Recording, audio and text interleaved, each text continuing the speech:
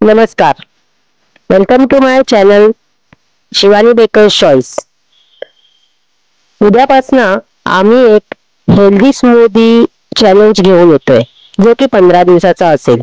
त्यासाठी त्याला लागणारा एक बेस पावडर जी हेल्दी आहे ती मी आज तुम्हाला बनवायची कशी ती दाखवते. त्यासाठी मी काही काजू रोस्ट करून घेतले आणि थोडेसे बदाम तेही रोस्ट करून घेतलेत.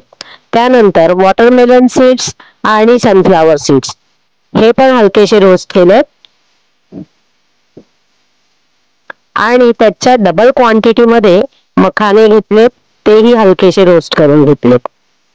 आता यामध्ये पत्री साखर घेतली आहे, कारण की ती आपल्याला हेल्थला चांगली आहे, पण खूप घेतली नाहीये.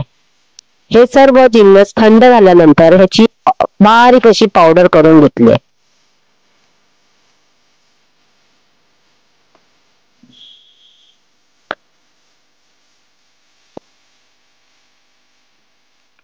हे पहा, आता ही पावडर एका काचेच्या बरणीत थंड ठिकाणी ठेवून द्यायची आहे.